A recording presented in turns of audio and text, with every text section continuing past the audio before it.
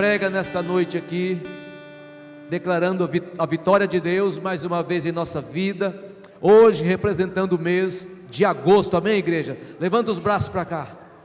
Pai, aqui está o teu filho, como mensageiro da tua voz, da tua palavra nesta noite. Deus, que o Senhor tome ele, Pai amado, use o teu filho e fale com a igreja, e abençoe a igreja, e abençoe o teu filho também. Oramos em nome de Jesus, amém, igreja? Amém. A igreja pode se assentar. Pastor, na liberdade.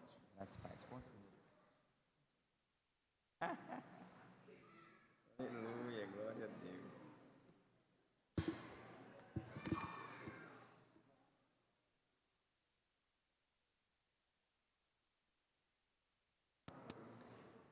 Graça e paz, irmãos, amém? Graça e paz, irmãos, amém? Graça e paz, irmãos, amém? Posso ouvir um glória a Deus, pastor? Amém, glória a Deus, queridos.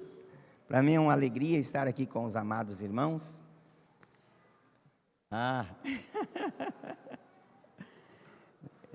Compartilhando com os irmãos, né, esse momento tão ímpar, tão único, que é partilhar a palavra do Senhor, amém? Partilhar a palavra de Deus com os irmãos. Semana profética, segundo dia, representando o mês de agosto, pastor? Representando o mês de agosto, é isso? Amém. Agradecer a Deus, agradecer ao pastor Orlando pelo convite, e para mim é uma alegria mesmo estar com os irmãos, amém, amados? Tem como projetar para nós Ezequiel capítulo 37, Ezequiel capítulo 37, sabe, irmãos, a semana profética, né? Então, a palavra do Senhor, ela fala que onde não há profecia, o que acontece com o povo, irmãos? Onde não há profecia, o povo se corrompe. A palavra do Senhor diz que Jesus era um profeta. E sabe, nós temos que continuar esse ministério, pastor. Nós temos que continuar esse projeto de Deus. E por isso eu quero compartilhar com os irmãos essa palavra hoje. E o tema aqui, de repente, poderia chamar Profetize no Vale, amém? Vamos lá, 1, 2, 3, você pode repetir comigo? 1, 2, 3, profetize no vale. Fala para o irmão, para a irmã que está ao seu lado aí, profetize no vale, irmão. Profetize no vale, amém? 1, 2, 3, de novo, repita comigo, 1, 2, 3, profetize no vale. Essa é a semana profética, no mês de agosto, nós vamos profetizar no vale, em nome de Jesus, amém? Ezequiel capítulo 37, do 1 ao 14, diz a palavra do Senhor assim: então veio sobre mim a mão do Senhor, e Ele me levou pelo Espírito do Senhor, e me deixou no meio de um vale que estava cheio de ossos. Como estavam esses ossos? Ossos secos, e me fez andar ao redor deles. Eram muito numerosos na superfície do vale, e estavam sequíssimos. Versículo 3, então me perguntou, Deus perguntou para ele: filho do homem, acaso poderão reviver esses ossos? Respondi: Senhor Deus, tu sabes. Verso 4, disse-me ele: profetiza a esses ossos e dize-lhes: ossos secos, ouvi a palavra do Senhor. Assim diz o Senhor Deus a estes ossos: eis que farei entrar o Espírito em vós, e vivereis. Estava falando para os ossos secos, irmãos. Porei tendões sobre vós, farei crescer carne sobre vós estenderei pele, e porei em vós o Espírito, e vivereis, e sabereis que eu sou o Senhor. Posso ouvir um amém, irmãos? Então profetizei segundo me fora ordenado. Enquanto eu profetizava, houve ruídos, um barulho de ossos que se batiam contra os ossos e se ajuntavam, cada osso ao seu osso. Olhei e eis que havia tendões sobre eles, e cresceram as carnes, e se estendeu a pele sobre eles, mas não havia neles o Espírito. Então ele me disse: profetiza ao Espírito, profetiza, ó filho do homem, e diz-lhe: assim diz o Senhor Deus: vem dos quatro ventos, ó Espírito, e assopra sobre esses mortos para que vivam. Até o verso 14: profetizei como ele me ordenara, e o Espírito entrou neles, e viveram, e se puseram em pé, um exército sobremodo numeroso. Então disse-me: filho do homem, estes ossos são toda a casa de Israel. Eis que dizem: os nossos ossos se secaram, e pereceu a nossa esperança, estamos de todo exterminados. Verso 12: portanto profetiza e dize-lhes: assim diz o Senhor Deus, eis que abrirei a vossa sepultura, e vos farei sair dela, ó povo meu, e vos trarei a terra de Israel. 13: sabereis que eu sou o Senhor, quando eu abrir a vossa sepultura, e vos fizer sair dela, ó povo meu. 14: porei em vós o meu espírito, e vivereis, e vos estabelecerei na vossa própria terra, então sabereis que eu, o Senhor, disse isso, e o fiz, diz o Senhor. Posso ouvir um amém, amados? Amém. Feche os teus olhos, fique de pé por gentileza, fique de pé. Irmãos, eu quero fazer uma coisa, eu vou fazer. Eu gostaria que os irmãos desse lado passassem para cá, e os irmãos desse lado passassem para cá. Não sei porque que o Senhor pediu para fazer. Faça assim por gentileza. Pode cumprimentar o irmão ou a irmã.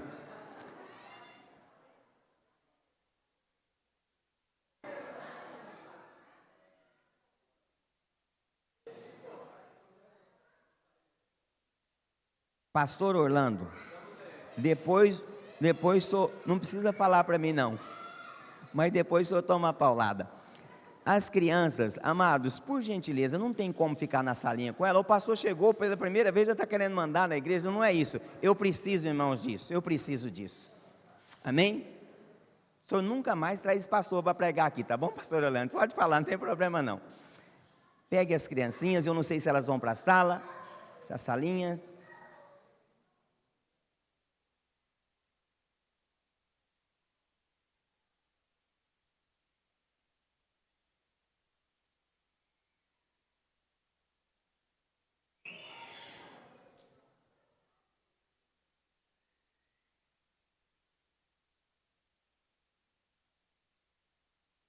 Amém?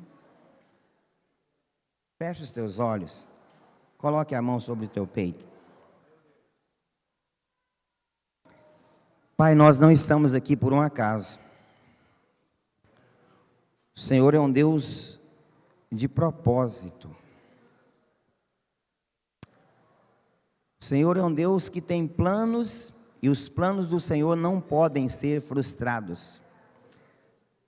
Cabe a nós, os filhos, compreender esse propósito e cumprir esse propósito.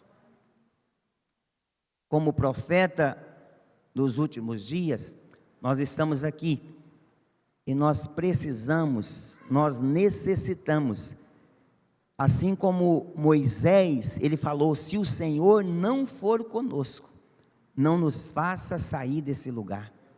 Eu repito, Deus, nesta noite, essa verdade ímpar, única. O Senhor foi com o teu povo no deserto, o Senhor esteve com ele no Velho Testamento. No Novo Testamento, a Deus Jesus falou: eu vou estar convosco todos os dias até a consumação do século. Se o Senhor está conosco, como amigo o Senhor vai falar. Jesus foi, mas Ele deixou um Espírito Consolador. Esse Espírito, ó Deus, é o Senhor conosco, é o Teu Espírito. E é através do Teu Espírito que nós podemos ouvir o Senhor. Pai, o nosso Espírito é a parte que comunica com o Espírito do Senhor e prova que nós somos filhos e filhos amados. Por isso, ó Deus, nós precisamos do Senhor nessa noite.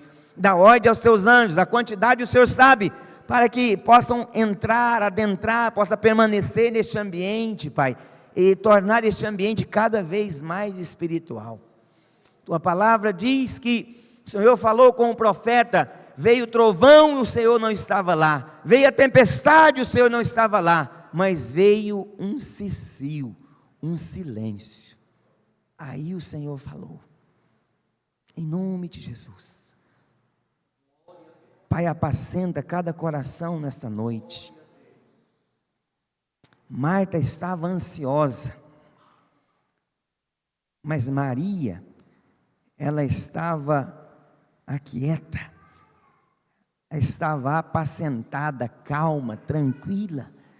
Por isso, Senhor Deus, ela ouviu a Tua palavra, porque os ansiosos, ó Deus, não ouvem a Tua palavra. Os que estão ocupados, preocupados, como Marta, ó Deus, a porta estava ali, o caminho estava ali, mas por causa da preocupação, da ansiedade, Marta, ela perdeu a oportunidade de estar diante da porta, que tinha um caminho atrás daquela porta.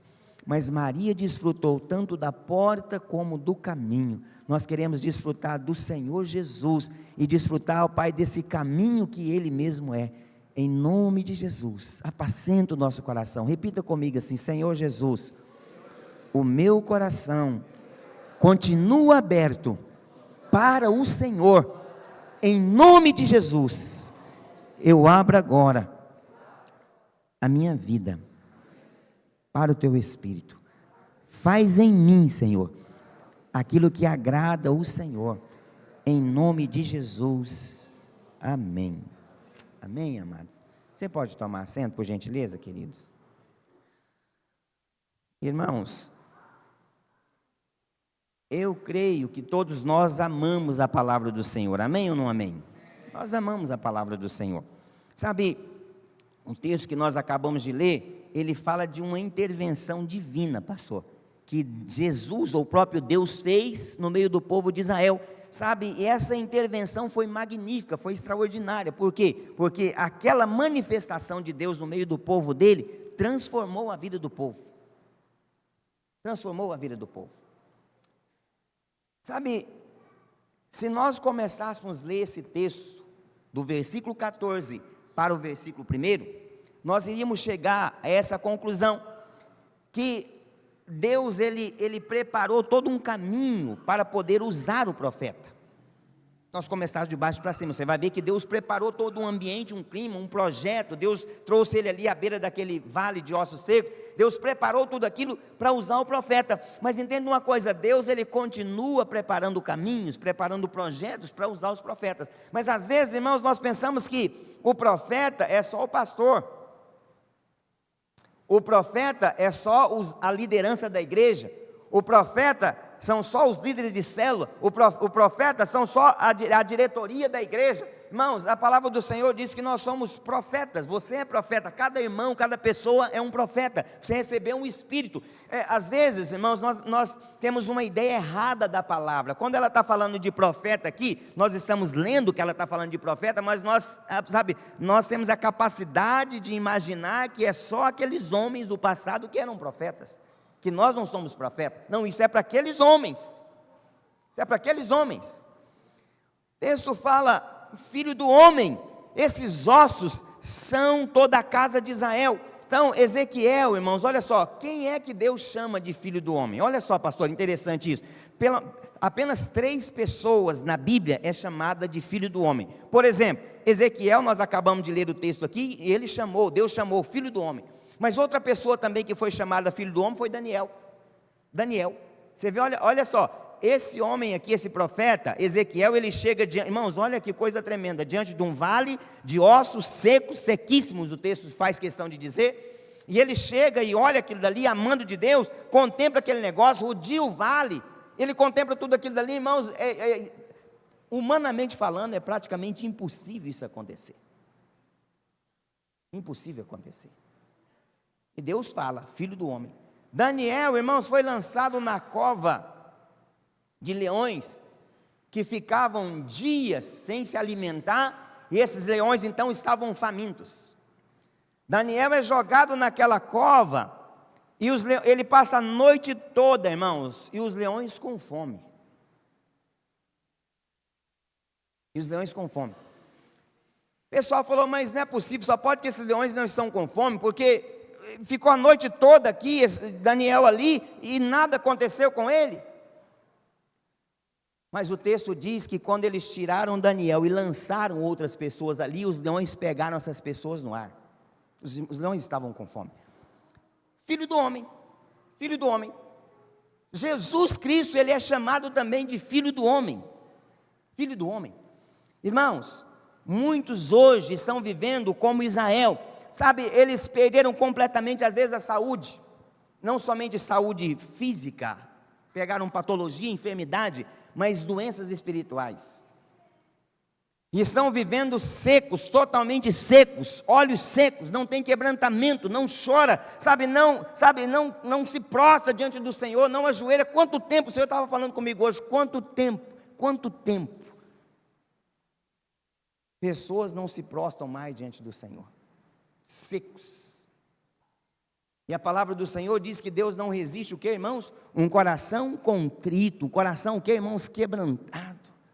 Por que muitas vezes nós somos resistidos? Por que o povo de Israel foi resistido? Porque não tinha mais quebrantamento, o povo não dobrava mais o joelho, não quebrantava o coração, sabe, diante do Senhor. E aí fica difícil de Deus fazer o que Ele precisa fazer. Sabe, o profeta, então, ele está dentro desse contexto, o povo que está sem quebrantamento, com os olhos secos.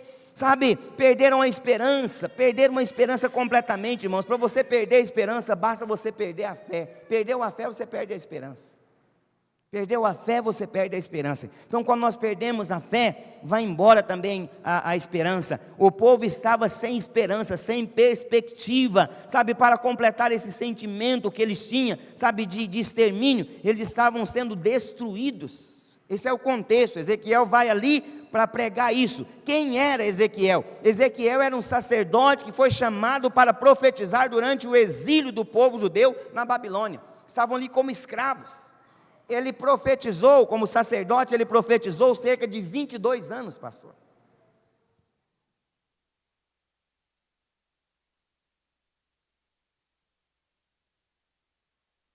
Contexto político na época. O povo pensava, não, nós estamos aqui como escravo, mas logo esse governo, esse imperador cai, e aí as coisas vão melhorar. As coisas vão melhorar. Sabe, mas isso causava um sofrimento para Ezequiel, porque Ezequiel sabia, pastor, que não era meramente um sofrimento, que se trocasse o governo as coisas iam melhorar. Não é que uma mudança simples no projeto, no planejamento político que as coisas iam melhorar, mas o povo estava com essa convicção. Se melhorar o projeto político, se melhorar a circunstância, a nossa vida vai melhorar. Isso vai passar e nós vamos melhorar. Ezequiel ficava triste. Ele estava triste, mas ele não estava desanimado e muito menos desesperado.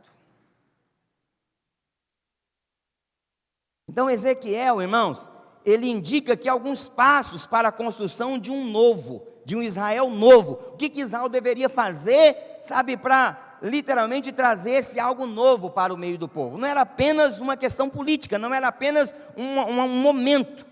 E ele colocou pelo menos 3 coisas. A primeira coisa, ele fala assim, olha, que eles precisavam assumir a responsabilidade pelo fracasso histórico. Precisa assumir essa responsabilidade. A culpa é nossa. É nós que não nos aquebrantamos mais diante do Senhor, é nós que não nos prostramos mais diante do Senhor. Então, todo um fracasso, uma ruína de uma nação toda, ele fala assim, olha, assuma essa responsabilidade, o fracasso é nosso. Mas Ezequiel fala uma outra coisa, dentro desse programa profético dele, ele faz outra coisa, ele fala assim que o povo precisava compreender que uma simples reforma de um sistema corrompido, sabe, não ia gerar nenhuma sociedade nova. Quem sabe vai trazer um alívio, quem sabe vai trazer um fôlego, quem sabe vai trazer uma animação momentânea, mas logo isso vai cair. Mas uma terceira coisa que ele fala, dentro dessa receita, dentro desse programa profético, ele fala assim, olha, converte-se a Deus, assumindo o seu projeto, o projeto que Deus tem, e a partir daí, nós vamos construir uma sociedade que literalmente agrada o coração de Deus. Sociedade quebrantada de coração. Então, com esse programa profético, ou seja, que Ezequiel traz aqui, que o povo precisava assumir essa responsabilidade, compreender que uma simples reforma, sabe, não ia no sistema, não ia consertar a sociedade, não ia trazer algo novo, mas só eles precisavam se converter a Deus. Então, ele traz aqui um programa profético. Quem sabe, ele bolou ali, né, uma semana profética, né, pastor? Vamos lá, vamos todo mundo.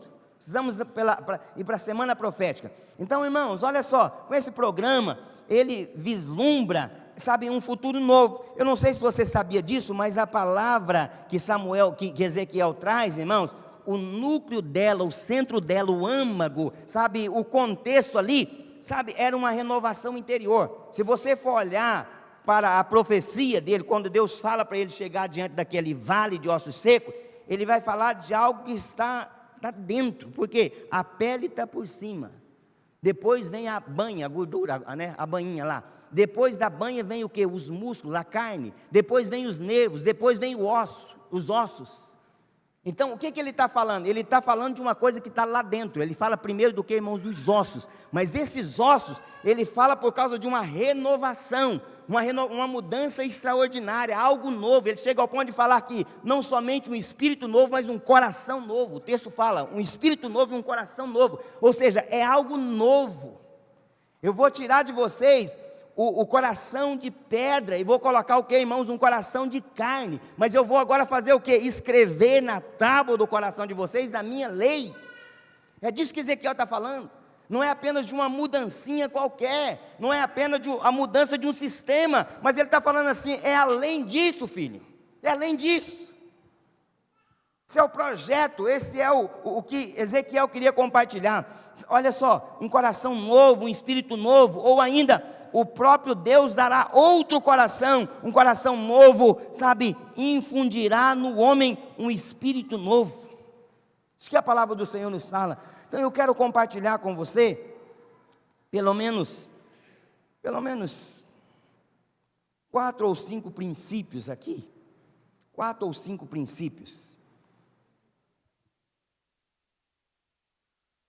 Princípios proféticos para sairmos desse sentimento de extermínio, de desespero e de sequidão no deserto. Semana profética, falando a respeito de profecia. Então, irmãos, olha só, princípios proféticos para sairmos desse sentimento de extermínio. Era esse o sentimento que o povo tinha. É o nosso pensamento que nós estamos sendo exterminados. Esse é o pensamento do povo de Israel naquela época. Então, o primeiro princípio aqui, irmãos, é receber a palavra do Senhor.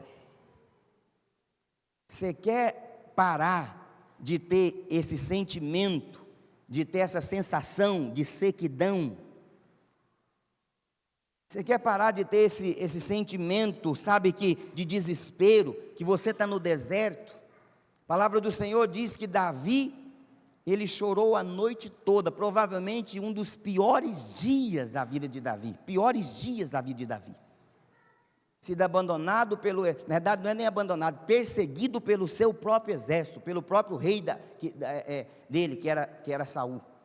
Depois ele vai para uma terra, pede refúgio. Quando ele chega lá naquele refúgio, irmãos, o povo que deu refúgio para ele, se voltou contra ele.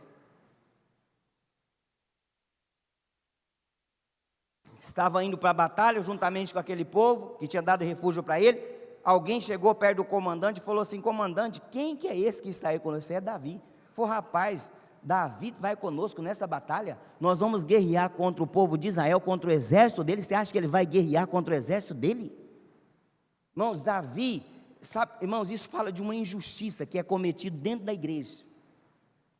Você está com o teu coração todo sincero, você está com o teu coração aberto, você está com o teu coração, sabe, com sinceridade, fazendo as coisas para agradar o coração de Deus. Pessoas vêm e levantam de uma forma injusta contra você. Irmão, isso causa uma sequidão no nosso espírito. Isso causa uma sequidão, uma sensação de abandono, de ser traído. E o coração, aí Davi está ali, e aí de repente o comandante lá, o general chega e fala para ele assim: Davi, é o seguinte, você não pode ir conosco. Você não pode. Mas por quê? Ele falou: não posso nem te explicar agora, mas você não pode ir conosco. Aí o cara, você acha que Davi vai guerrear contra o exército? Davi, irmão, estava passando por cima de princípios, pastor. Você sabe que Davi foi um homem de honra.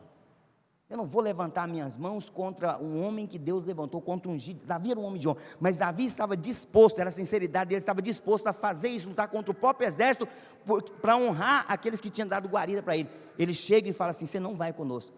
Davi volta com os homens, e aí quando Davi chega lá, irmãos, o exército do inimigo tinha raptado as mulheres, não somente de Davi, dos companheiros dele, mas tinha raptado as mulheres daqueles homens que estavam na guerra. Davi olhou de longe e viu só o fogaréu, só o fumaceiro. E a Bíblia diz que Davi chorou a noite inteira, pastor. Deus não resiste um coração quebrantado, irmãos. Chorou a noite inteira. Quando foi pela manhã, ele falou: Deus, eu vou ou não vou atrás do exército? Eu vou ou não vou buscar as mulheres do seu povo? E Deus falou com ele. E a Bíblia diz que Davi recobrou o que, irmãos? Ânimo. O que Davi fez, irmãos? Ele recebeu a palavra de Deus. Recebeu a palavra de Deus. Amados. Amados. O texto diz que veio a mim a mão do Senhor, no versículo 1. E sabe, irmãos, ninguém pode profetizar se o Senhor não estiver com ele. Por isso, você e eu, nós podemos fazer isso, porque a mão do Senhor está sobre nós. Amém ou não amém, irmãos? A mão do Senhor está sobre a IBN de Tangará da Serra. Amém, amados? A mão do Senhor está sobre nós. Sobrevivemos uma pandemia. Quem é que está conosco, né, irmãos? Sobrevivemos uma pandemia. Quantos prédios se fecharam, quantas pessoas, sabe, irmãos, desanimaram. Eu creio piamente que essa pandemia foi algo assim, um instrumento de grande poder nas mãos de Satanás. Muitas pessoas estão paralisadas, ressequidas, né, sabe, secas, por causa de um período que elas passaram.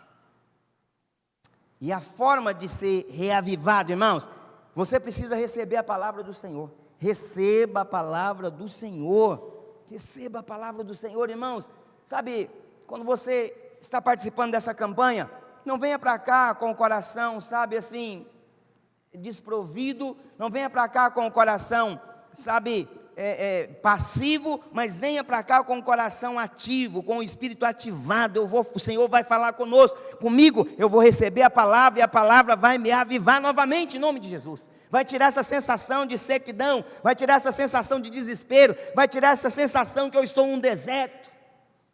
Porque a palavra, irmãos, ela é a água. A Bíblia diz que a palavra é o que? É a água está lá, uma plantinha seca, coloca a água, ela reaviva. A palavra do Senhor, se você receber, você vai ser avivado também, em nome de Jesus. Irmãos, coisa terrível, já vai ser 25 anos de ministério, eu já vi muitas coisas, e uma das coisas que mais terrível que pode acontecer na vida de uma pessoa, ela está desanimada, horrível,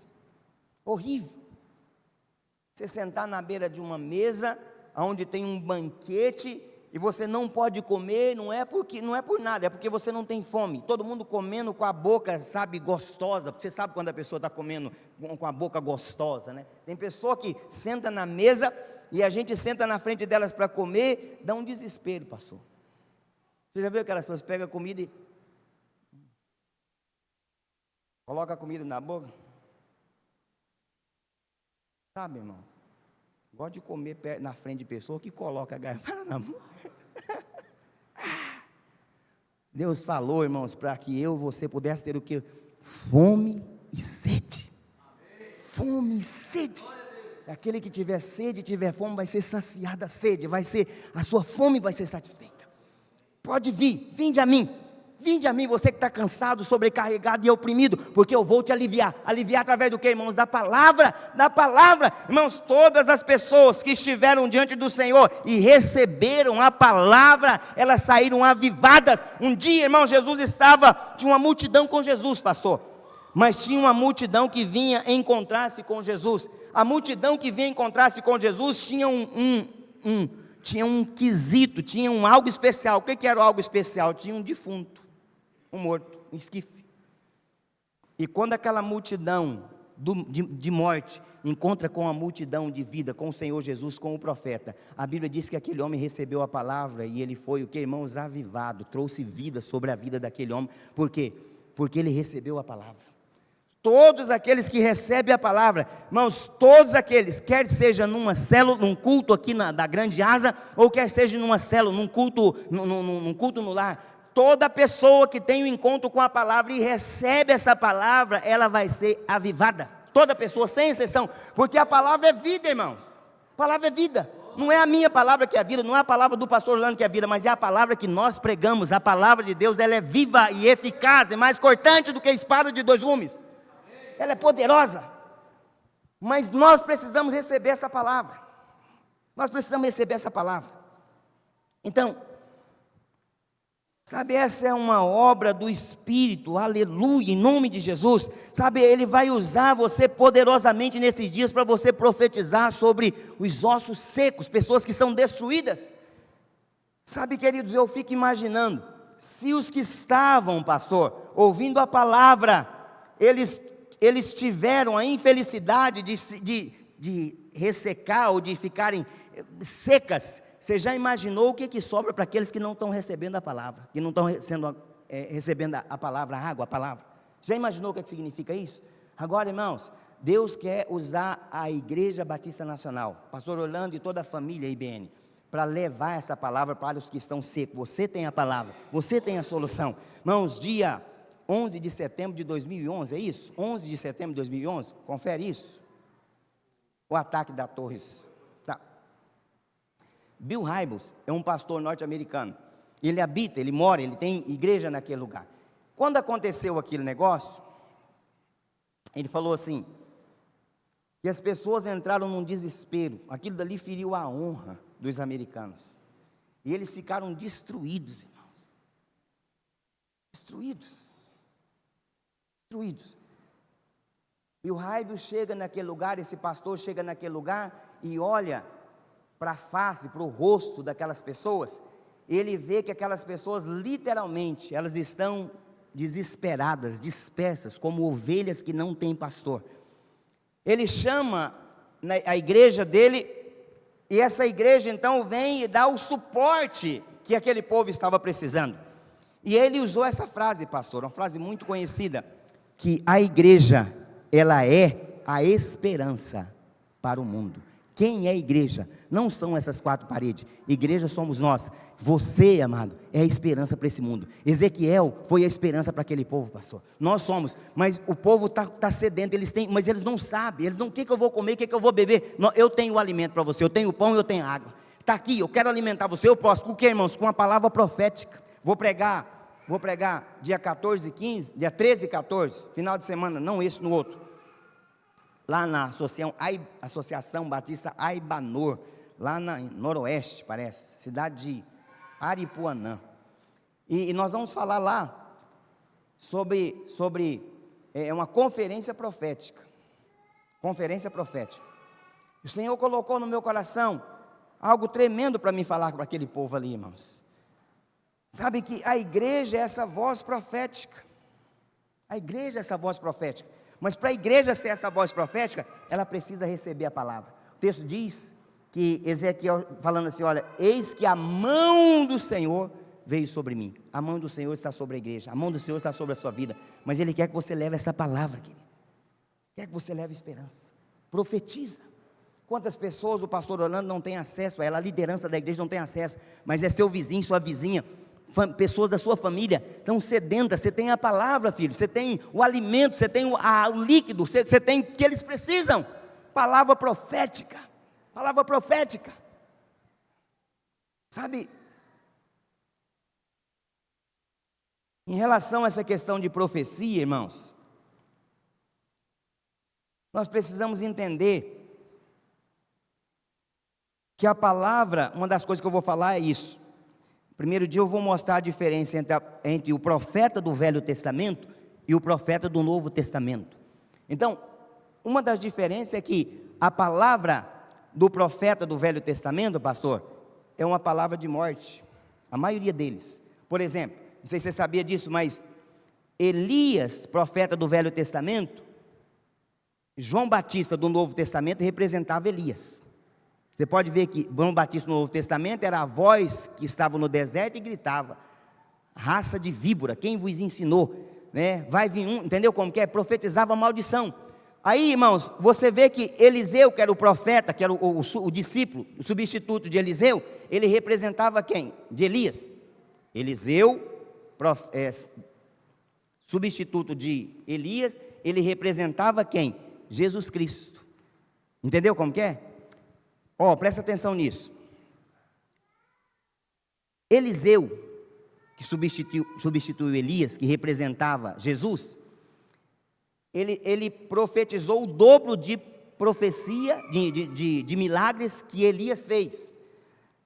Todas as profecias de Eliseu, com exceção de uma, todas elas foram profecias de bênção. Só uma foi profecia de morte. Aí você olha para a vida de Jesus, profeta da graça. Eliseu representava Jesus, ou Jesus representava Eliseu. Jesus, todas as profecias de Jesus, todas as profecias de Jesus, foi profecia da graça. Só uma que foi de maldição. Qual que foi a de maldição? Quando Jesus chega para a figueira e faz o que com a figueira? Eu te amaldiçoo. Jesus amaldiçoou a figueira. Todas. Mas mesmo a palavra de maldição de Jesus, irmãos, foi para a bênção nossa. Por que Jesus amaldiçoou a figueira? Essa é uma pergunta interessante. Essa é uma pergunta que cabe uma resposta interessante também.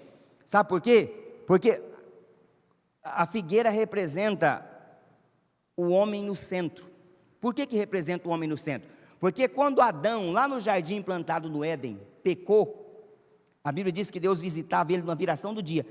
Adão peca. O que Adão faz quando ele peca? Ele vai no pé do que, irmãos? Figueira. E tira a folha para tapar a nudez dele e da esposa. Então, o que significa? E a Bíblia fala que se o homem pecar, tinha que ter derramamento de sangue. Adão pecou e ele falou assim, eu vou dar um jeitinho. Então, o jeitinho não é só o jeitinho brasileiro. É o jeitinho de Adão. Você diz, um americano vai dar o jeitinho.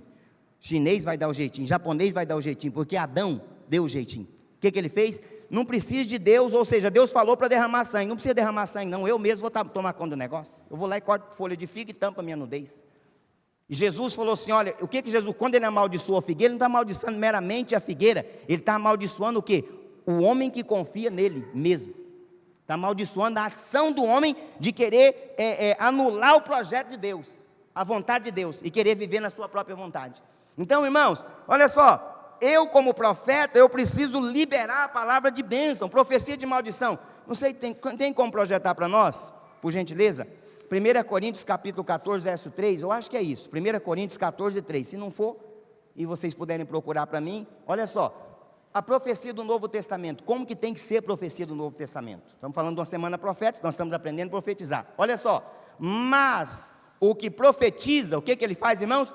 Fala aos homens, e aí, olha, ele falando aos homens, o que ele fala, irmãos? 3 coisas, edifica, exorta e faz o quê?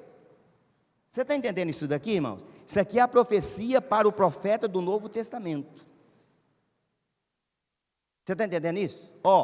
O profeta do Novo Testamento, ele vai profetizar aos homens, mas a profecia dele tem que edificar. O que é edificar? É levantar a pessoa. Mas pastor, mas se Deus não deu a palavra, eu posso falar a palavra? Paulo, em algumas vezes, ele fala assim, falo eu, não mais Deus. E aí ele vai falar.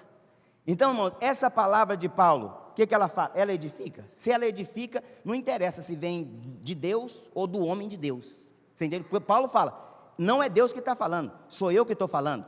Mas essa palavra que Paulo fala, o que ela acontece com ela? Ela edifica. Se ela edifica, é de Deus. É do homem de Deus. Deus não falou, mas eu estou falando. Olha outra coisa aqui, irmãos, exortar. Sabe, irmãos, essa palavra exortar dá a impressão assim, é uma repreensão, é um xingamento, é humilhar a pessoa. Sem vergonha, toma vergonha na sua cara, rapaz, olha o que você fez, trazer na frente, mostrar e humilhar, está exortando a pessoa. Não, irmãos, a exortação aqui é essa, a exortação não é no negativo, não, a exortação aqui é no positivo. Parabéns, fulano, glória a Deus pela tua vida. A mulher lá, era para ser apedrejada, mas Jesus falou para ela o quê? Cadê aqueles que estão acusando e condenando você? Vai e não peques mais. Olha a exortação de Jesus para ela. Você entendeu? Irmãos, essa mulher saiu transformada da presença do Senhor, porque ela foi exortada. Por quem? Por Jesus. Mas a exortação foi do quê? Vai e não peques mais, filha. Vai e não peques mais. Mas a outra, irmãos, é consolar. Teve um irmão na nossa igreja, lá na IB Life, estava passando um determinado lugar, do outro lado, e uma irmã do outro lado, ei, fulano, ei, parou, o que foi? Vem aqui, tem uma profecia para você. A irmã foi profetizar na vida do irmão. Você não vai casar, porque você pá. Aí o irmão falou assim, está repreendido Satanás. O irmão estava orando para casar. A profecia vem, você não vai casar por causa disso. Falou assim, pastor, aquilo não me edificou, aquilo não me exortou e aquilo não me consolou. Foi então, chuta que é laço, né, irmão? Chuta que é laço. A profecia do Novo Testamento, irmãos, ela não pode fugir. Não pode fugir disso. Eu tenho preocupação, pastor Orlando, quando alguns profetas chegam, eis que, e te digo, Deus está sacudindo a figueira e os frutos podres vão cair. Meu Deus do céu. É a palavra do Velho Testamento, irmão. Já ouviu falar da igreja de Corinto? Era uma igreja, irmãos, é isso, mas coloca amor nas minhas palavras. Bagunçado o trem. Era bagunçado. Na ceia, nego bebia até cair. Falando para você. Comia com glutonaria. Era uma bagunça. Lá tinha até o caso, presta atenção nisso.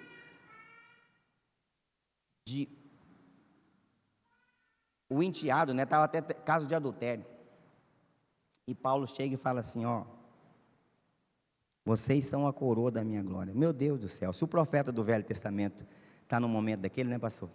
Vagabundo, sem vergonha, eis que eu te digo, vocês são tudo. Você está entendendo isso, irmão? Irmãos, não existe. Deus quer nos usar como profeta, mas a profecia que tem que sair da nossa boca é a profecia para edificar, consolar, exortar e consolar. É isso. É isso. Você recebeu uma palavra profética. Como você saiu da frente dessa palavra profética que você recebeu? Pastor, eu saí desanimado, arrebentado, porque o negócio acabou comigo, pastor. Pondera, irmãos, se essa profecia vem da parte de Deus. Então, a primeira coisa, que eu estou falando para os irmãos, receba a palavra do Senhor. Receba a palavra do Senhor. Segundo princípio aqui, para você sair dessa tristeza, dessa sequidão, sabe, seja movido pelo Espírito do Senhor. Seja movido pelo Espírito do Senhor. Ele disse que não somente a mão do Senhor estava sobre ele, mas falou também, e ele me levou pelo Espírito do Senhor. Então, irmão, seja movido, como que Ezequiel chegou, sabe, naquele vale de ossos seco, ele foi levado pelo Espírito. Então tem pessoas que estão ali como vale de ossos secos, literalmente, mas o Espírito vai levar você até essa pessoa, para que você tenha uma palavra profética para a vida dela, e essa palavra profética ele precisa edificar, precisa exortar, mas também precisa, sabe, irmãos, consolar essa pessoa,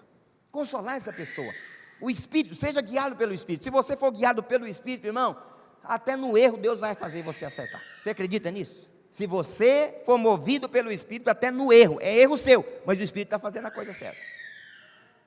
Amém ou não amém? Sabe, o Espírito vive em nós, está dentro de nós, cada um de nós. Ele está movendo, Ele está tocando em cada um de nós. Seu poder está sendo manifesto. Irmãos, Ele lhe trouxe aqui, Ele tocou em você para jejuar, para orar, para buscar a face do Senhor. Ele vai lhe usar poderosamente nesses dias para você profetizar sobre os vales de ossos secos, em nome de Jesus. Amém, amado? Em nome de Jesus. Sabe, nós precisamos compreender isso. A mão do Senhor está sobre nós, mas nós também estamos sendo guiados pelo Espírito Santo de Deus. Ele nos guia em toda a verdade. Terceiro princípio para você realmente ser uma pessoa usada e ousada no Senhor, ter a visão que o Senhor tem. ter a visão que o Senhor tem. Esse texto diz que ele me fez andar ao redor deles, daqueles ossos, e eu puder ver que era muito numeroso, e eu pude ver que era muito numerosos na superfície do vale, e estavam sequíssimos. Então Deus tinha uma visão, e quando Ezequiel chegou a um determinado lado daquele vale, ele tinha uma visão, mas a visão que ele tinha não era a visão que Deus tinha. Então Deus pega e fala assim: olha, agora o que você vai fazer? Você vai ter a visão que eu tenho. Qual que é a visão que Deus tinha? A visão que Deus tinha era panorâmica, ele via todas as coisas, e ele falou: você vai ter essa visão panorâmica também. O que você vai fazer? Você vai rodear agora aqui, ó. Vai rodear, olha, por todos os ângulos. Deus olha a nossa vida, a minha vida e a sua vida, por todos os ângulos. Ele nos cerca, e Ele quer que eu e você, irmãos, também tenhamos a visão que Ele tem. Muitas pessoas, na realidade ali, Ezequiel, ele tinha uma visão limitada, e Deus falou assim: eu não quero que você tenha essa visão limitada, eu quero que você tenha uma visão além dessa visão limitada, você olhe com os meus olhos, que você vê da forma que eu vejo. Samuel, quando chegou na casa do profeta, Samuel, quando chegou na casa de Jessé, o pai de Davi, quando ele chega, vê lá um irmão de Davi forte, marombado, né? E ele olha e fala assim: é aquele ali que é o rei. Deus falou: não, você está olhando com os seus olhos, eu não quero que você olhe com os seus olhos. Você está olhando o exterior, mas eu olho outro, meu olhar é mais profundo, filho. Aí Samuel chega, é apresentado ali os 6 irmãos de Davi, e nenhum daqueles é. E aí perguntou: Jessé, você não tem? Não tem mais nenhum filho. Não tem, verdade. Desculpa aí, Samuel, perdão. Eu tenho mais um filho sim, mas não é ele não. Franzininho, está lá cuidando das ovelhas. Não. Aí Deus falou: por enquanto ele não chegar, ninguém senta na mesa. Você está vendo o olhar de Deus? Irmãos, Jesus, tendo o olhar de Deus, ele veio nessa terra, e ele não escolheu os sacerdotes, os principais da lei. Ele veio e olhou com os olhos de Deus, e escolheu os que estavam esquecidos, os que tinham sido reprovados. Nenhum dos discípulos de Jesus fora aprovado pelos doutores da lei, pelos rabis da época, pelos rabinos da época. Todos eles foram reprovados. Provavelmente não conseguiu passar pelas fases para chegar àquela posição de seguir aqueles rabis. Os rabinos, ou os mestres da época, todos reprovados.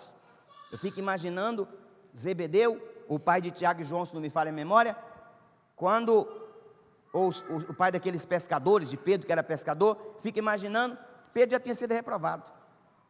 Não, de 3 a 5 anos tinha uma tarefa e tinha que decorar. Do 5 ao 7 tinha uma tarefa, eles já tinham passado disso, tinha sido reprovado. E aí um dia ele está lá, de repente os pais daqueles menininhos, glória a Deus, os pais daqueles menininhos, irmãos, Nilda, vem aqui, vou descer só um pouquinho, mano, só um minutinho. Está na casa dele. Aí, um dia, irmãos,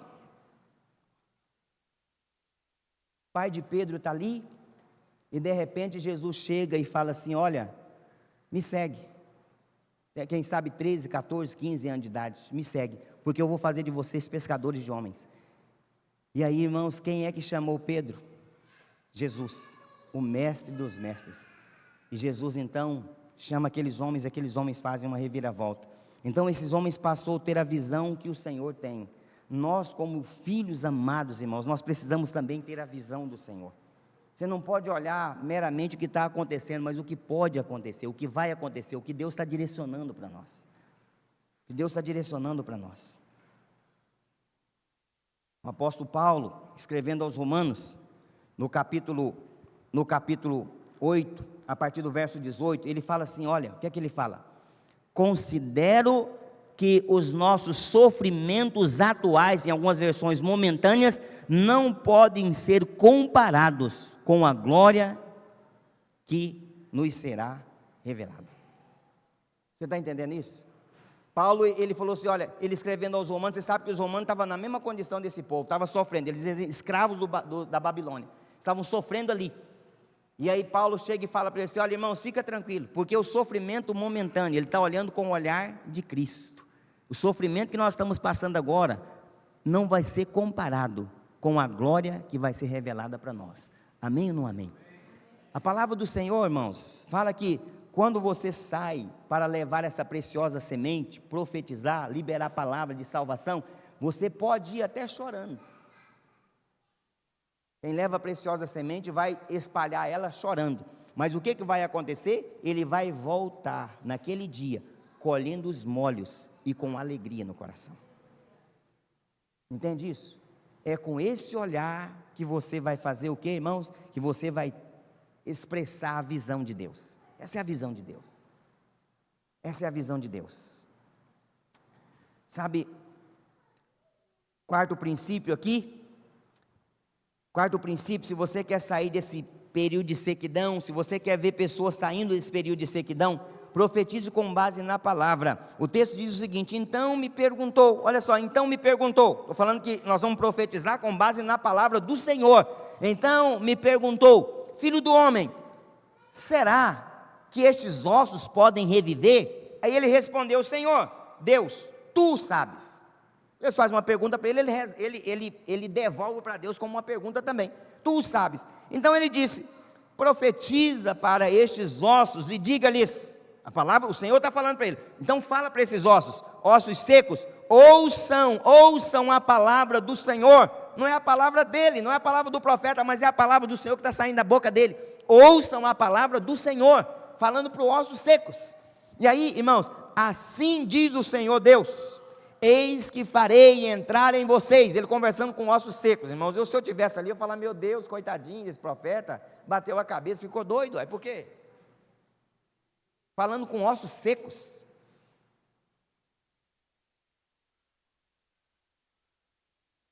Vocês viverão. Lembro que Jesus chegou numa casa, tinha uma menina que tinha morrido, não estava osso seco, mas tinha morrido. E aí Jesus chega lá e o pessoal, a menina morreu, ele falou assim, ela não morreu. O que o pessoal fez, irmãos? Riram.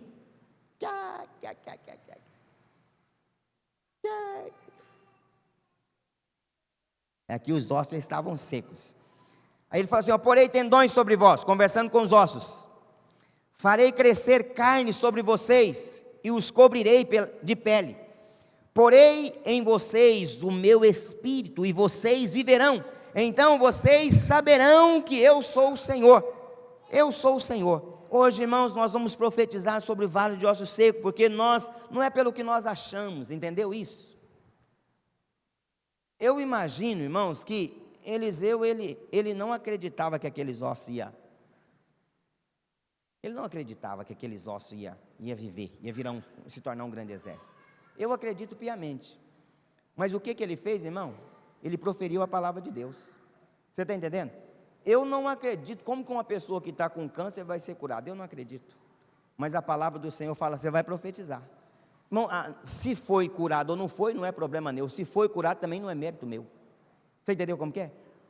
Ezequiel falou assim, olha, mesmo que eu não acredite, eu vou falar. Eu vou falar. E ele falou, por ter falado a palavra de Deus, aconteceu ou não aconteceu? Aconteceu. Você está entendendo? Nós somos chamados para profetizar, edificar, exortar no positivo e consolar. Irmão, se essa palavra vai fazer efeito ou não, não é problema nenhum. Ele falou assim, o profeta do Novo Testamento, você vai profetizar desse jeito. Se vai ou não vai funcionar, não é problema meu. Eu vou obedecer. Ezequiel simplesmente obedeceu, e a palavra fez sentido. A Bíblia diz que a palavra de Deus, ela não volta vazia. Se eu profetizar, consolar, edificar e exortar, irmãos, vai acontecer alguma coisa, por quê? Porque é a palavra de Deus. Ezequiel não ficou perguntando, mas rapaz, eu vou falar, será que não tem ninguém olhando para mim? Não vou. Irmãos,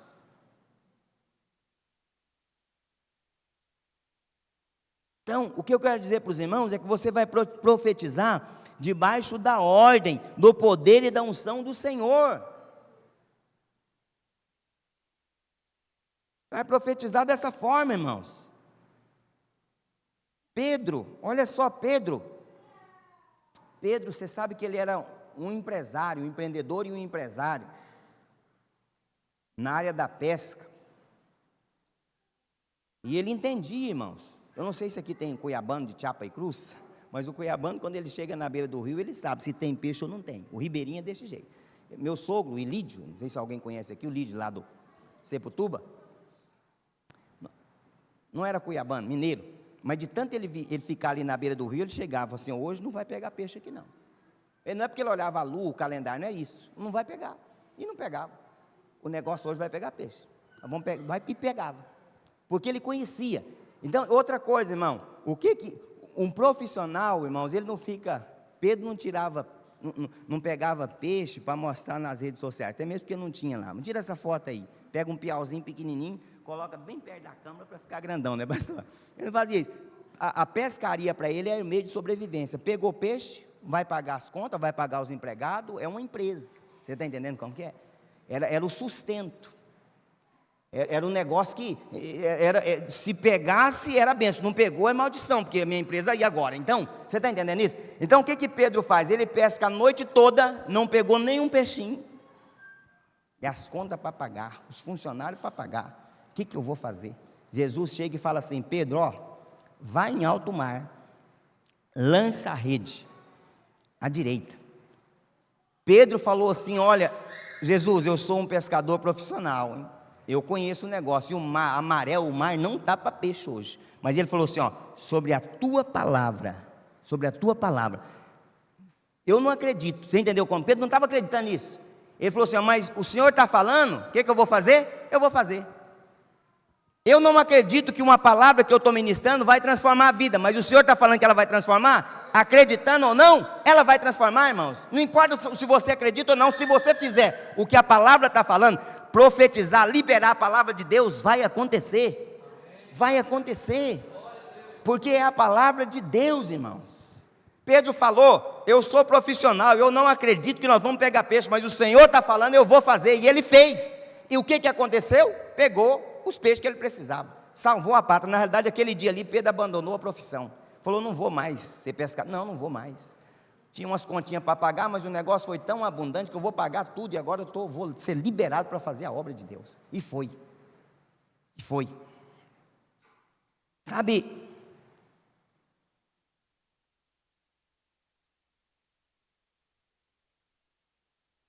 para terminar, irmãos, você quer ver pessoas saindo da sequidão? Esse é um princípio também.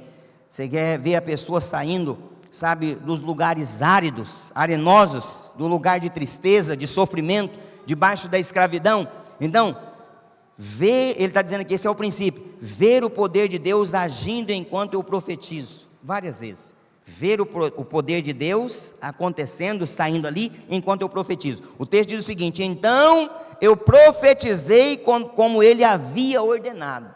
Estou falando assim, olha, esse é um princípio. Você vai ver o poder de Deus agindo enquanto você profetiza, várias vezes. Então eu profetizei como ele havia ordenado, profetizei ao Espírito, profetize, filho do homem, e diga-lhe ao Espírito, assim diz o Senhor, venha dos 4 ventos, ó Espírito, sobre estes mortos, para viverem. E o texto diz que quando ele profetizava, ele falou assim, que ele escutou estrondos, né? Ossos batendo. Eu fico imaginando, quando eu leio a Bíblia, eu estou pregando, eu estou imaginando, irmãos, provavelmente não seria um buraquinho de 2 por 2, era um lugar grande, porque o exército que foi criado ali não foi um exército grande, o texto diz. Então, irmãos, eu imagino que os ossos grandes estavam por cima, mas esses ossinhos menorzinhos assim, tinha caído, pastor, ele estava lá para baixo, não é isso? 30, 40, sei lá, não era 30, 40 corpos, não, deu 30 soldados, era muito. Mas vamos colocar aqui para a gente ter uma noção, 100 corpos jogados numa vala aqui. Os ossos grandes ficaram por cima e os pequenininhos, caiu todo lá embaixo. Porque tirou o tendão, caiu tudo, está lá embaixo. E aí o antebraço está aqui, mas, sei lá, escorregou. Aí aqueles ossos vêm juntando. Eu acredito, irmão, que um osso do japonês não veio para um cuiabano, né?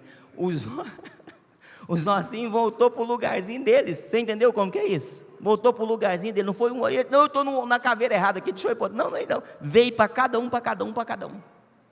Você entendeu isso aqui? O texto fala que ele escutou barulhos.